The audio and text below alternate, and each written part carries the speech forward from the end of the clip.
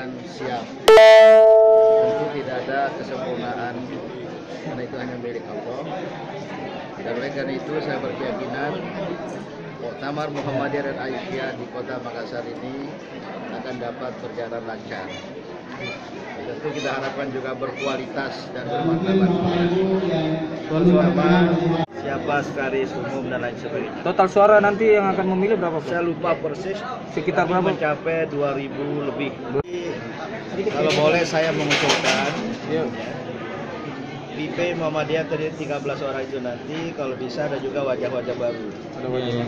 Jadi kalau mungkin idealnya seperti dari yang lama, seperti dari wajah baru. Karena 13, maka bagi dua lah 6,5 orang ada kan? Kriteria Prof apa? Nah, baik anggota PP Muhammadiyah dan apalagi nanti ketua umum yang dipilih oleh 13. Jadi nggak bisa diarahkan. 13 lah yang punya hak. Bisa yang nomor 1, bisa yang nomor 3, bisa yang nomor 13.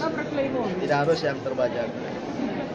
Pada hemat saya, satu, sudah banyak saya sebutkan, orang yang memahami tentang Islam secara luas dan mendalam, ulama. Tapi tidak hanya ulama biasa, ulama plus yang bisa pula membaca ayat-ayat kauniyah, alam semesta, kebudayaan, sosial, ekonomi, politik, atau istilah ambadalan ulama intelektual yang punya wawasan keislaman tapi juga wawasan tentang realitas kemasyarakatan Indonesia. Yang kedua adalah figur yang memiliki independensi yang berdasarkan tauhid la ilaha illallah, dia mandiri sehingga dia tidak mudah didikte oleh pihak-pihak lain, oleh siapapun. Yang ketiga, karena Muhammadiyah organisasi besar, maka perlu yang punya keterampilan managerial skill, munazim, yang bisa mudabbir, yang bisa menggerakkan, dan termasuk muharrik. Yang keempat, yaitu penggerak.